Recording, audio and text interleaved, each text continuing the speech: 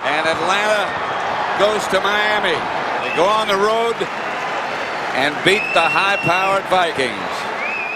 It's like driving down the street and getting every green light for the next 10 miles, and you're just cruising along, and it's just smooth. And all of a sudden, you're getting there, you're almost there, and all of a sudden, light turns red, and you get sideswiped. Wham! It's like getting punched in the gut for Viking fans all over the United States. The most devastating loss that I've ever been a part of. The Falcons have stolen the thunder from the Vikings. We won together, we dreamed together, we hoped together, and we lost together.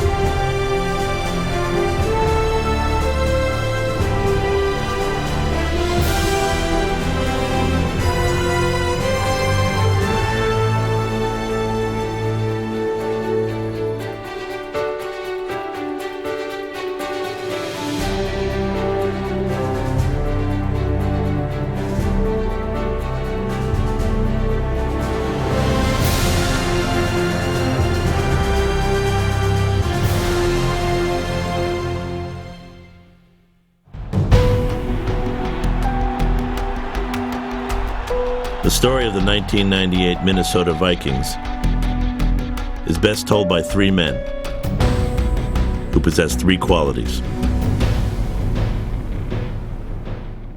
Desire, dedication, and determination are the 3 Ds, and they're really, for me, the essence of life. And we talk a lot about the 3 Ds, desire, dedication, and determination. Desire is establishing what you want. What do you want? Desire is really kind of the passion that you've got to have for the game of football. Dedication is the price that you pay to get it. There is always a price to pay to get what you want. Determination is how many times you'll get knocked back down, be ready to get back up. Sometimes you're going to get beat up, that things are not going to always go the way you want to go. How many times can we be disappointed and still not lose the fire in our belly? That's going to be the key. Dennis Green had one desire: to be a pro football player. He grew up in Pennsylvania and became a star high school running back. After 4 injury-filled years at Iowa, Green had a new desire: to be an NFL head coach.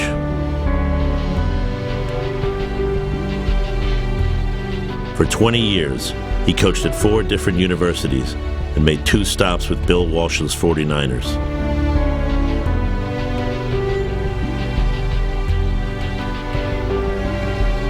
Many NFL teams were eager to interview him, but he was never offered the top job.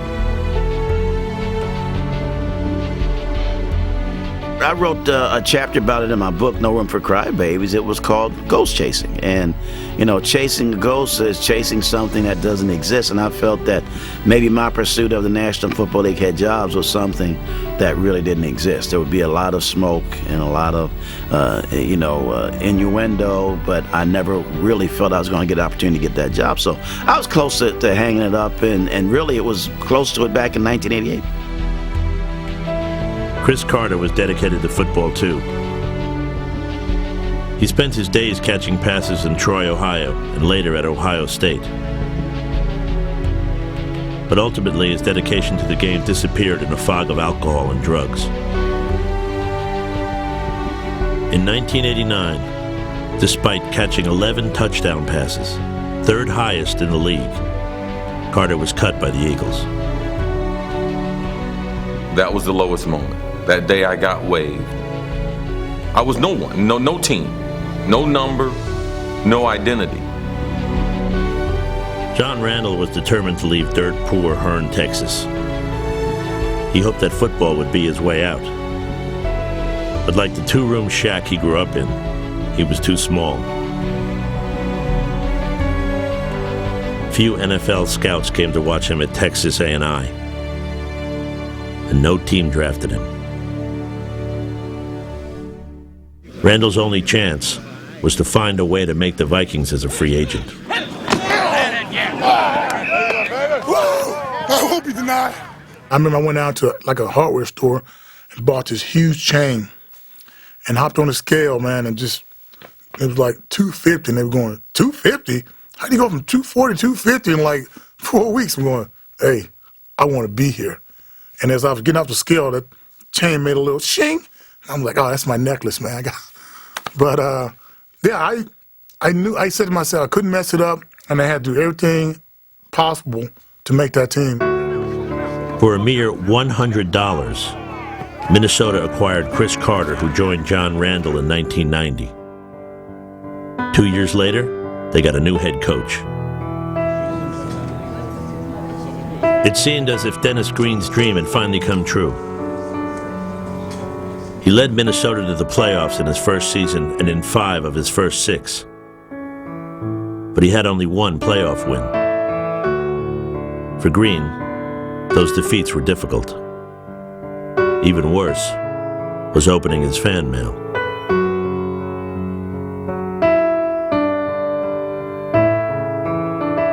I think the letter stated that black guys weren't smart enough to coach. What it makes you realize is that there are a lot of people with a lot of hatred. I don't have that kind of hatred. You know, my thing is this, is that I'm going to establish that I'm every bit as good as anyone else, and that if I'm not as good as them, it's not going to be because of my race. It's going to be about my limitations as an individual and what I could accomplish. In 1998, all 3 men embarked on a journey that would require all the determination they had.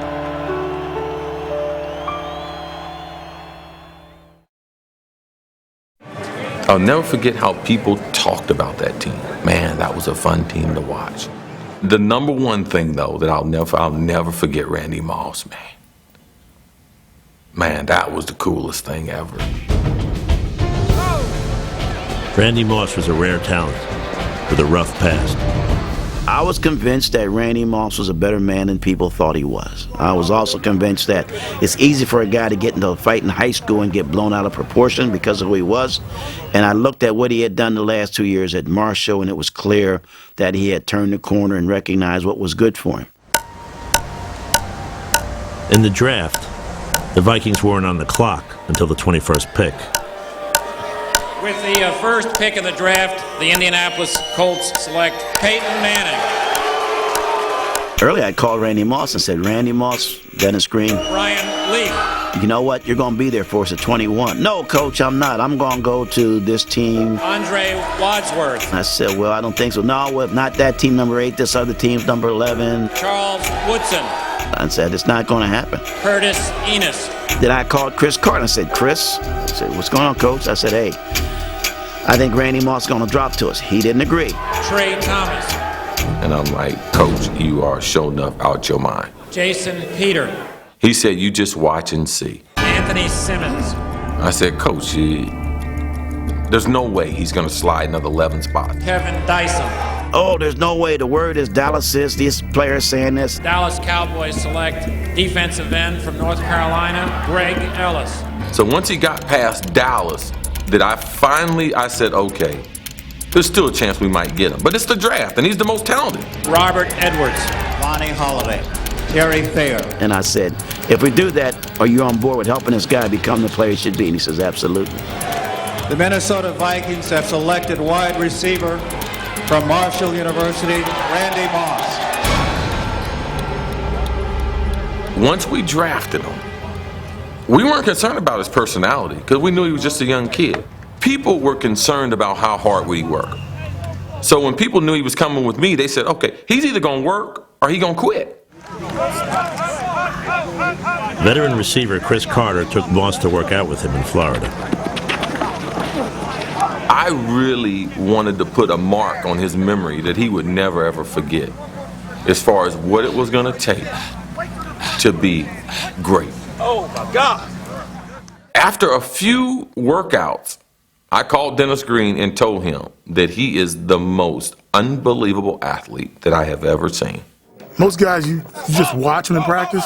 I always do the opposite. I go over there and talk to the guys who were going against him. And I asked those DBs, what do you think? They were going, there, man, I'm not going against him. And that summed it up right there. He said he's going to rip up the league. I'm going to come here and try to do the best I can to rip the NFL up. He said he was going to rip it up from the first time I talked to him. And my whole goal is to just come in and do whatever I can to wreck this whole league. On opening day, a star was born.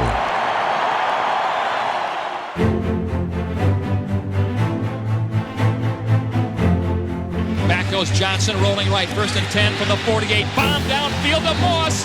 Down there, juggles it. Oh, touchdown! And then he dove into the crowd and got a real good welcome. Minnesota won behind 4 touchdown passes from Brad Johnson.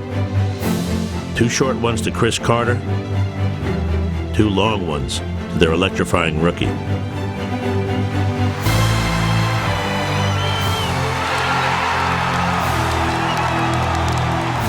got a star on our hands in the NFL, Randy Moss. While the Vikings' young star was on the rise, their veteran quarterback fell the following week. Brad Johnson would be lost for most of the season with a broken ankle. For Minnesota to continue on, desire, dedication, and determination would be vital. Then he told us the train slows down, but it never stops. And he said now the train's going to make some adjustments, which was Cunningham coming in and taking over. Randall Cunningham had been out of football, but was brought in as a backup in 1997. He won the game with a touchdown pass to his old Eagle teammate, Chris Carter. You know the thing about it? Randall played so well that I forgot what Brad hurt. You know, normally when your quarterback's hurt, you're like, man, when he's going to get back, it's going to be, okay, 5 weeks recovery, and then we're going to get him back. But Randall played so well that it was like, good. Man, Brad, you can't come back. Because Randall's really the only guy that can get the ball to Randy. Cunningham fake to Robert Smith, back to throw. Cox and fires it deep downfield. Moss! Touchdown, Vikings! The Vikings were 4-0. They wondered just how good they could be. You know, to me, it's not about beating the Bears. It's not about beating St. Louis. It's about when we play the big dogs, are we going to have everything tight? They'd find out soon against the undefeated Packers on Monday night. Some of the guys, you know, they were always looking at Brett Favre like he was the Dalai Lama. They were going, oh, man, Brett Favre, I want to get his autograph. I'm going, oh, really? Favre, that come in and whoop our ass. So that's why we kind of brought that jersey in to kind of get guys, you know, just a number. Just another man. He's just up in Lambeau Field with a bunch of cheese and stuff. Don't mean Lambeau Field in Green Bay on this Monday night. One of these teams will be 5-0 at the end of the game and in first place all alone atop the NFC Central. This is the big one right here. This is the one.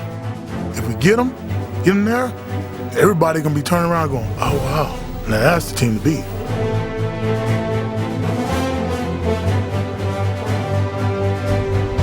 Randall and his teammates quickly chased down Favre. But on this rainy night, there'd be no catching Randy Moss. 2 wideouts left, 1 to the right. Robert Smith to the backfield from the 48-yard line. Cunningham fake give, off play action looking. Cox throws downfield, and he has got Moss at the 15. He breaks away at the 10, to the 5. Touchdown, Vikings! Randall Cunningham launched 3 more touchdown bombs and passed for 442 yards, the most ever allowed in Packer history.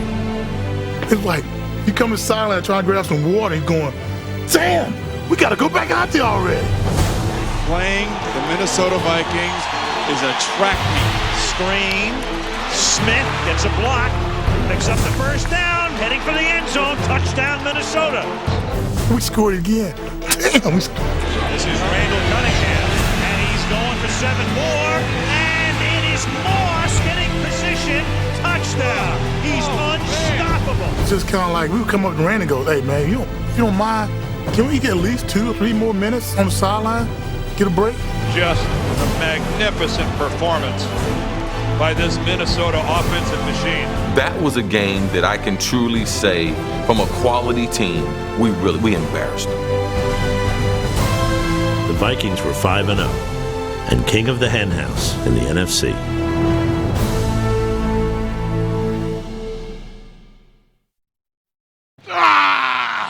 John Randall was a small defensive tackle with a big mouth. Big dogs are in the house!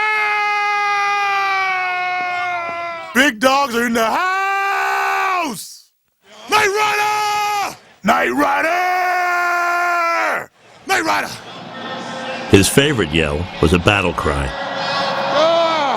to rally his fellow undersized defensive linemen. 6 footer for life, baby! 6 footer for life! 6 footer for life. 6 footer for life meant that we weren't 6'5", we weren't 6'6". Sorry about that, bro. You know, I'm short, man. I'm short. I gotta put my hands up here. We were 5'9", 6 foot, or 6'1". 6 footers for life! We may not be the biggest guys around, but we can get the job done.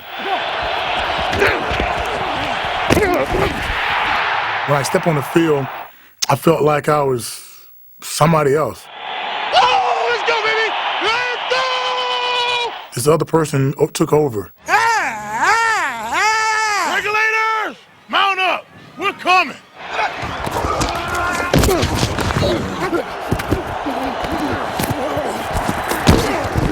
We used to call him Muscle. All right, Muscle! From his temple to his ankles, that's all there was. And he was one big muscle.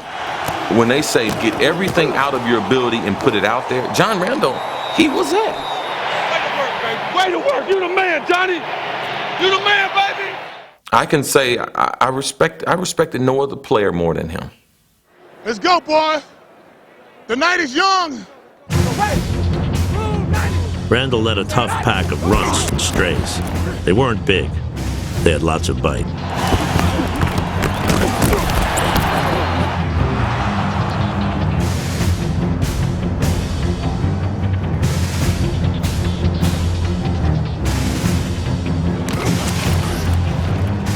The defense wasn't asked to stop teams.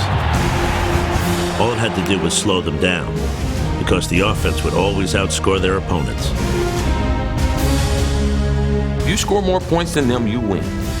So as far as our defense is concerned, those are the only things. Get us some turnovers and just don't get drug up and down the field. You know, we're not painting pictures. It don't matter if it's 31-30. It doesn't matter. 31-30 is just as good as 17-10. And this is what we're going to have to do. We were going to have to score to win. After 2 more wins, the Vikings were 7-0. In Tampa Bay, they faced a tough enemy and an old friend. The Buccaneers were led by Tony Dungy, Dennis Green's former defensive coordinator. Let's have some fun out here. We got Tony Dungy, one of our former coaches. Let's have some fun. It was like, for us, we were going against ourselves. And that was frightening because it just, you know, Tony knew us and we knew him, but he knew us a lot more. Dungy had created Minnesota's light but lightning-fast defense. He knew that runs between the tackles would wear them down.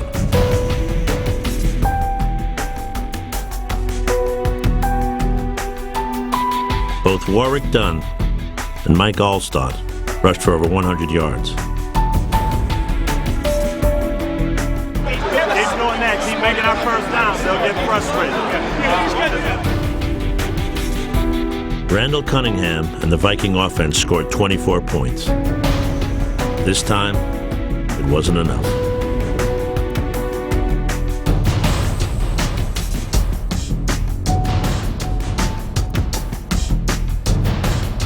We scored most of the time. They scored every time. And so a little bit of a crack, in my opinion, showed its head right there. And as a result of it, they came back and they caught us because the defense then showed that we weren't as strong. We weren't a big, strong team. Dennis Green's Minnesota Vikings will taste defeat for the first time this year. They'll go to 7-1. But it gave us a chance to refocus, and also it took the undefeated pressure off of us. If we won the game, I would go fishing early the next morning, Monday morning. If we lost the game, then I would not go at all. And so that year, I went fishing a lot. Well, work out here and see if I can get some fish right off of this weed line here. I fished for largemouth bass, northern pike, and then sometimes even musky pike. Now, I tell you, there's only one thing I'd rather be doing than fishing right now. As beautiful morning as it is, and that's a little football. Dennis Green was a fisher of men. He knew that good players could be found in hidden places. He knew they'd give him a good fight if he just gave them a chance. I mean, that's what I've always done, is develop players, give players a second chance. I love that aspect of life and that aspect of living. He felt like sometimes he didn't get the right shot. He felt like people didn't believe in him. That was the kind of person he was, though. He believed in people. And I remember one time he said that sometimes when Johnny can't read, it's not that Johnny can't read, it's that the teacher is not a good teacher. At first, Chris Carter was one of his most difficult students. But under Green, Carter became a team leader and the Vikings' all-time leading receiver. What made Chris a great leader is because he'd been through hard times. Chris Carter understood what hard times was all about. He knew that his playing in the National Football League was a gift, and it wasn't guaranteed to last. And so he played every single game like it was his last game. Shut up, Throw that ball, you let's go. Oh, man. Oh, man. Well, you better hope you can play as long as me. Hey, when you get on your knees and say your prayers tonight, pray. Every day, baby. Pray you can play as long as me. There's nothing more dominating and powerful in sports is when you know a guy's going to get the ball and you do everything you can to stop him and he still does it. And I knew I had that. First down! That way. In his 16-year career, Carter scored 130 touchdowns and caught 1,100 passes.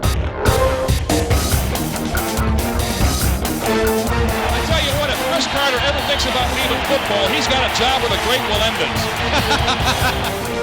Carter's trickiest high-wire act was trying to balance being a team player and a team leader. I hated playing team sports, and I really hated playing with other players that I had to depend on, and I really had to adjust my temperament to rely on them because it was all of us trying to win. I'm pushing them. Don't worry about it. Just do your job, okay? Just do your job, and I'll get the guy. Come on, Stu. You have to say things other people won't say. Hey, you got to start dominating, man. Was I always a great teammate? No. Bruh, man, we off the field on that fourth down, man. I don't care, man. Dude, it's out of bounds. I guess he would say he was pushing people to their limits. And it rubbed some of the guys the wrong way. Come on, man. You got to start making some plays. Me out like that. Start to make some plays. Me out like that. Make some plays. Being not the favorite player on the team and all that's irrelevant to me. But was I honest? Was I fair? And did I do everything I promised to my teammates that I would do? Those are the things that you have to ask. Just as Green had mentored Carter, it fell upon Carter to guide rookie Randy Moss. Rock. Get on them hard. Rock. Make the play. Yes, sir. Make the play. Won't nobody else make. That's what makes us different. Yep. The first thing I want him to know was that he could trust me. That's what I try to tell you all the time, man. That's why it's so important to catch every ball, because for the confidence standpoint, there has to be a trust factor. So our trust could only be developed on the football field. Hey, big fella, hey. Way not to push him off, too. Huh? Way not to push him off. Yeah. Because that guy is right back there. And way to elevate. By mid-season, Moss had learned the subtleties of the position and had shown his mentor the obvious, that he was freakishly talented. There's no doubt in my mind why someone would see this kid and give him the name Super Freak. They call me the Freak, man. Why they call you the Freak? Because I'm a freak of nature. You're going to see today, just keep your eyes glued to the TV. I was wondering, man, what would someone have to do to earn that nickname? And I remember him hurdling a guy in mid-stride. He was built like a greyhound. So we treated him like a greyhound. If you want a greyhound, put him on the track. He reinvented the bomb in the National Football League. Back goes Cunningham, looks to throw, cocks and throws it deep. Got Moss down there. Caught! Touchdown, Vikings! The ball! Moss is on the loose. Randy could do things that I had never seen people do. I was telling Randy privately, he was the best I ever seen. Moss was on his way to 1,300 receiving yards and the Rookie of the Year award. There's the ball! Oh! Touchdown, Vikings! What drove him wasn't stardom. Moss wanted to punish all those teams that had ignored him in the draft, especially one. He was pissed about the game. Man, he really wanted to make Dallas feel the pain of not drafting him. That Dallas game, we were talking to Randy, we were going, this is a team that said that you was a troublemaker, that they didn't want you, that we don't want Randy Moss. I'm like, show them today what it's all about. Offset I formation, Evans and Smith there. The give to Smith, and a flea flicker toss back to Cunningham. Fires deep, got Moss, 10, 5, touchdown, Vikings! Moss caught just 3 passes for 163 yards and 3 touchdowns. Here's Cunningham back to throw it and going deep, and he's got Moss, and there's a flag on the play, and Moss has caught the pass and is in the end zone anyway. Randy Moss is amazing. Randall Cunningham is amazing. Now it's going to get fun because they got to pressure. So there's going to be some flash lightning calls in the huddle. Yeah, Cunningham, he looks out there and he's laughing.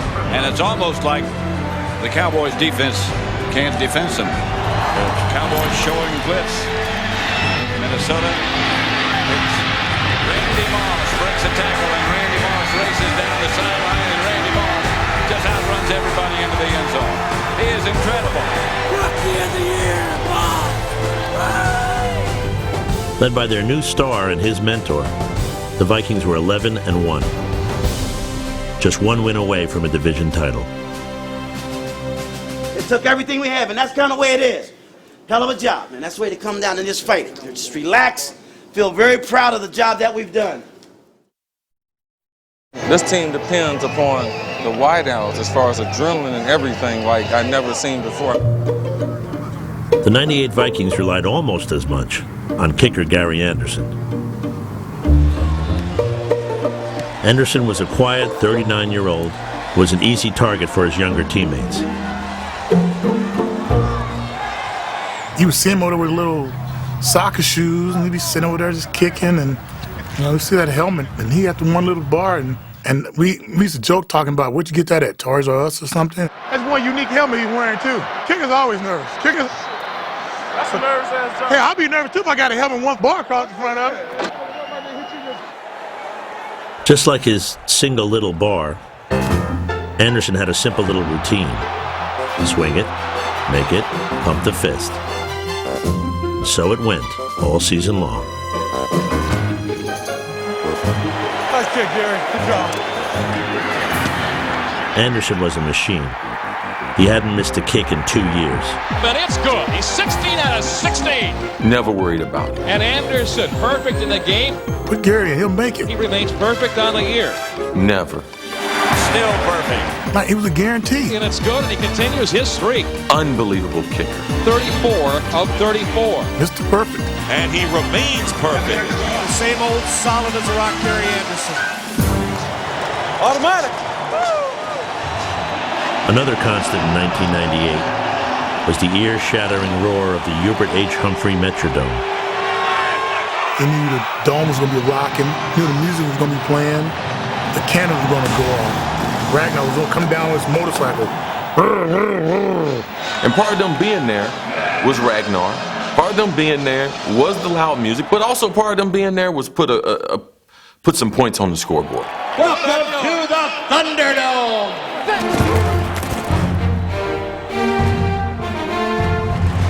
From the 39, handoff, Robert Smith finds a crack, breaks to the outside, 50, the 45, at the 40, the 35 has a blocker, 30, 25, 20, racing to the 15, ears down, touchdown, Vikings! The Vikings put up 48 points against the Bears to clinch the division.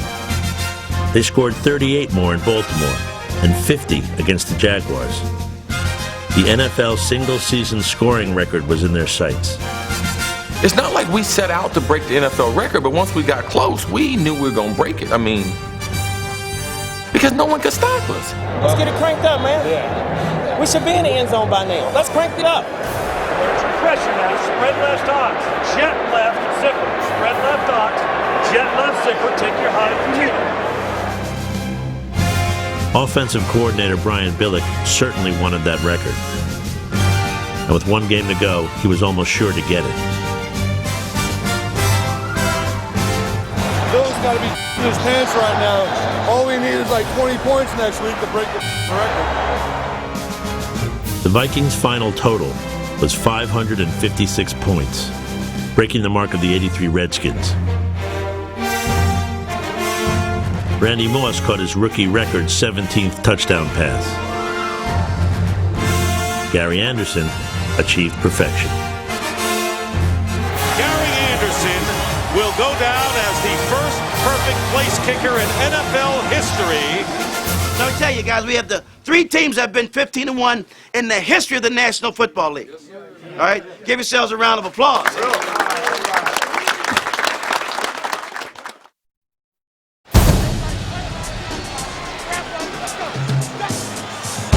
In the divisional playoffs, the Vikings were angry because of a declaration made earlier in the week by Cardinals cornerback Aeneas Williams.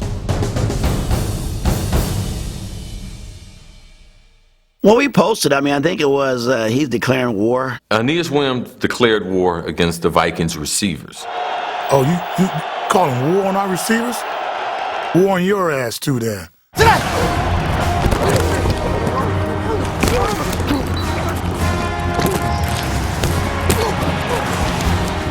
John Randall and the defense hammered quarterback Jake Plummer.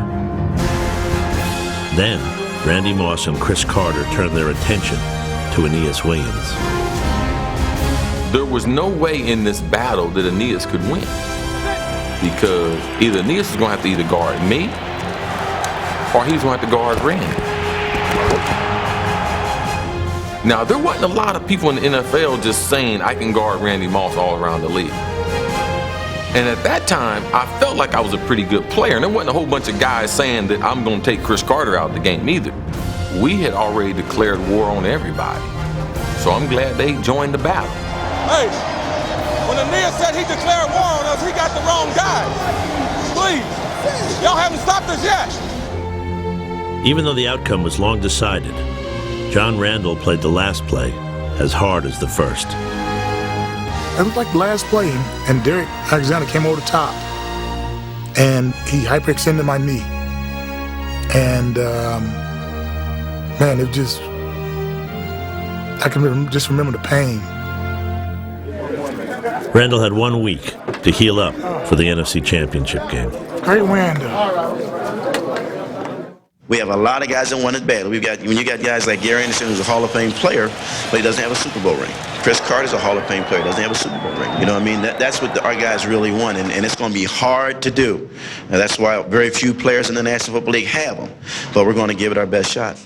Man, we get to the big show, just don't know what we're going to do, because it was guys who were misfit, guys who just, you got that second chance. We're playing at home, and if we win, we're going to the bowl. I thought at that moment that everything that I had done, that my payoff would be the Super Bowl. We brought our A game. We're going to show them our A game today. Be physical on 3. 1, 2, 3. Be physical. The 14-2 Atlanta Falcons stood between the Vikings and their Super Bowl dream.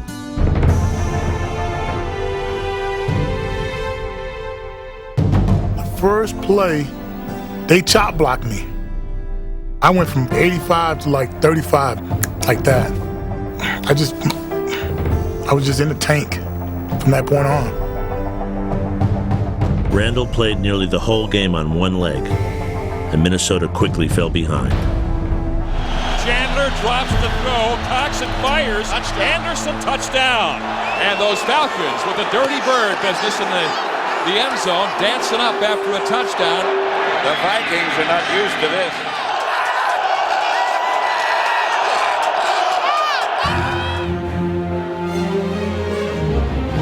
Back goes Cunningham looking. Coxon throws it deep downfield. Moss.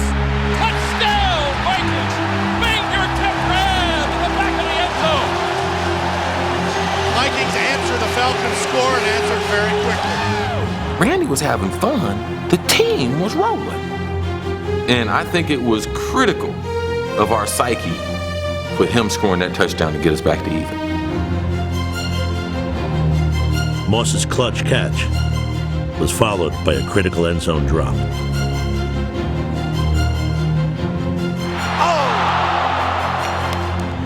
Minnesota could have blown out the Falcons. The promising drives resulted in only one touchdown. They settled for field goals and led by just 6 at halftime. We had 2 more quarters to go, and we had to finish them. We gotta kill them. We gotta just get rid of them so we can get ready, so we can get some rest and get ready for the Super Bowl. Let's go, baby. Let's do it, baby. All right, let's go get it.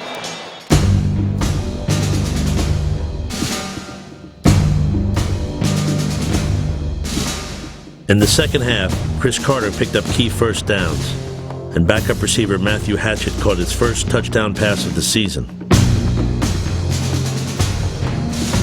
Looks right, looks left, throws. Touchdown, Vikings! Matthew Hatchett! Late in the game, Minnesota led 27-20. We're a high-flying team, highest scoring team in history. But if we can run the ball and generate 4 first downs, we're going to the Super Bowl. Okay, here we go. All right. It's our best drive coming up right here.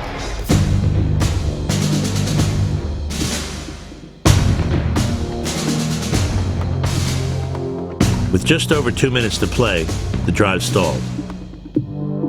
But an all but guaranteed Gary Anderson field goal would give them a 10-point lead and certain victory. Let's go, field goal. We think, okay, this will put the game out of reach. Let's put the nail in it. He can make it. He's made them, many of them before. No big deal. But with a slight hesitation, he's going, he just got it, but he still got to make it. He's done it all year long. He hasn't missed an extra point or a field goal. Field goal wins it. He makes this. Pretty much this game is over. 39-yard attempt. The spot, the kick by Anderson on the way. It's no good. Gary Anderson has missed a field goal for the first time in 2 years. Unbelievable. Shock effect. You can't afford to be shocked in football, but damn surprised. As I was standing there, like someone just punched me in my stomach. I was like, oh my God. Oh my God. It just... The Vikings still led by 7. 2 minutes remained. All they needed was one big play from their defense. Chandler throws incomplete.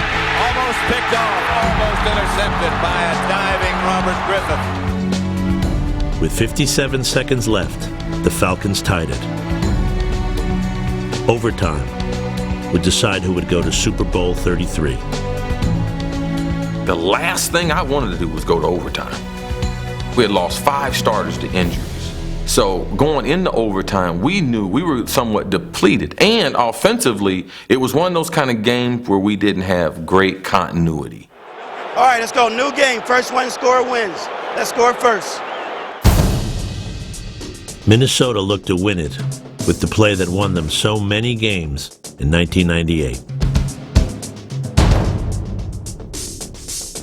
That was close. I mean, that was that far from being a touchdown, a score, and a win for the Vikings. The Vikings could have put the game away by halftime. They could have iced it in the fourth quarter. Now, in overtime, a sidelined John Randall could only watch. You know John Randall must be hurt if he's not in there. It was like watching your brother get his ass kicked, and you couldn't do about it. You just like you were behind a barbed wire fence or behind a steel bars, and you just gotta sit there and watch him fight, and there's nothing you can do about it. I felt like everybody in the stands was looking at me. And I felt like I just let my whole team down. Let's go, field goal. Gary Anderson had missed a 38-yard field goal earlier. Now Morton Anderson faced the same uprights from the same distance. All right, our guy missed one. Let's see if their guy missed one. Ooh, is this place quiet now? Yes, it is. The spot, the kick, wide. No, it's good. I was hoping it was wide. It didn't. It went right between the uprights. The Falcons have stolen the thunder from the Vikings. It's like getting punched in the gut for Viking fans, not only in the stadium, but all over the United States.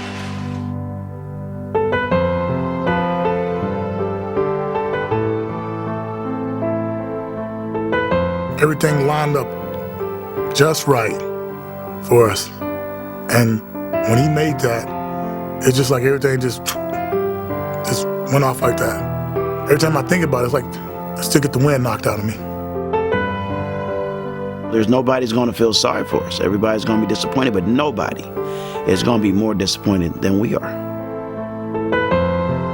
Walking off that field and losing like that, I didn't even know if I wanted to play football anymore.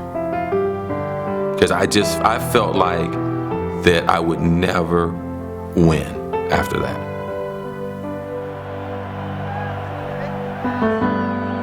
I think if we had beat Atlanta, and if we had gone on and beat the Denver Broncos, that we'd have been called the best team in the National Football League in the last 25 years.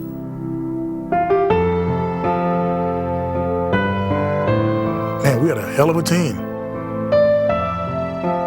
We had a team that would step on the field with anybody and just step up for the challenge. We would play your ass to the end of time. To the end of the game. And wow.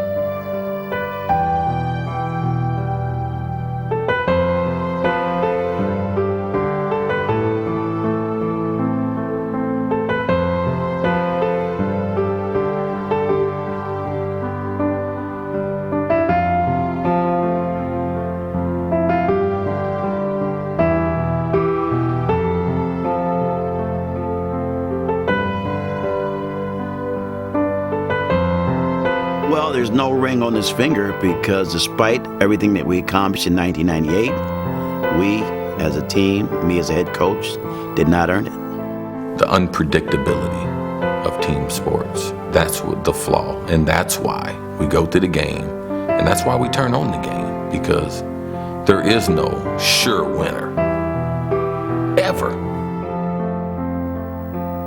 But it wasn't there. Wasn't meant to be, I guess. And that's something that stick me for the rest of my life.